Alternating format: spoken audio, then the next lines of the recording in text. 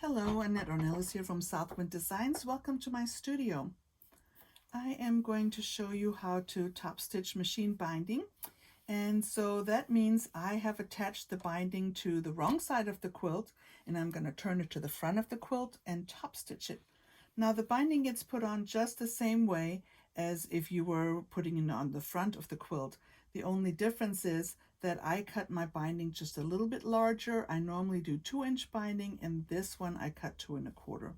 It's still bias binding because I prefer to work with that, but you wouldn't actually need to use bias. You could use straight cut binding as well.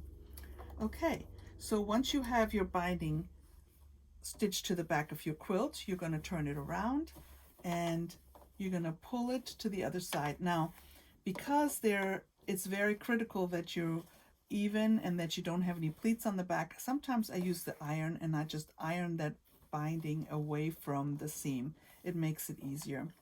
So I have already started a little ways, so I'm going to just finish that up, go down and show you how I do a corner.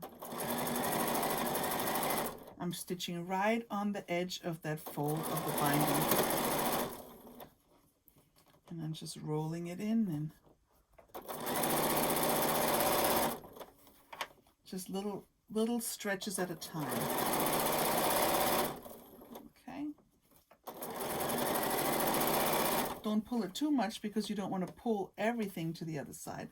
Okay, so now we're coming to that corner, and let me show you that I have already clipped off a piece of that corner. I just kind of took the tip off. I'm not going to cut all the way down to the stitching line because I don't want anything opening, but I clipped that corner off so there's enough room for the binding to go around the corner.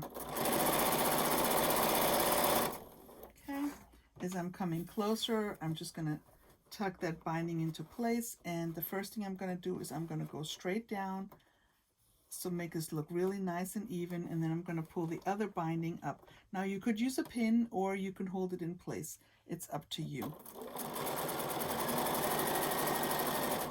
Now that's when I'm kind of slowing down a little bit, and I won't turn until I'm actually on the other side of the binding that comes around from the next side here. Okay, so I'm going to lift up my presser foot and go down again. I'm going to stitch on to the other side here.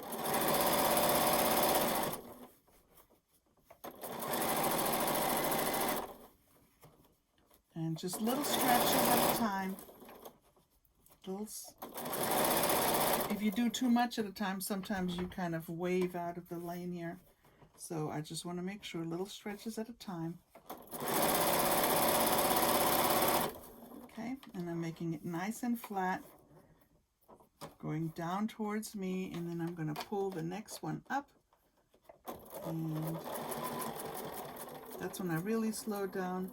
And as soon as I'm on the other side of that binding, that's when I know I can turn around. I'm going to turn around and smooth that out. Little stretches at a time here. Now you want to be careful when you come up to the closing part, meaning when you come up to the part that you started at, you don't want to pull on that binding so hard, especially on the bias binding, that you have like little wrinkles here before you get there. So just kind of pull more in that direction and make it nice and flat. Okay, and just roll it on over. Okay, and I'm getting closer, stitch in place, and that's it. Clip my thread from before, and here we are, binding all the way around, applied with the machine. So, okay, join me for another quilt snack, and I'll show something else, another technique. Have a great day. Bye.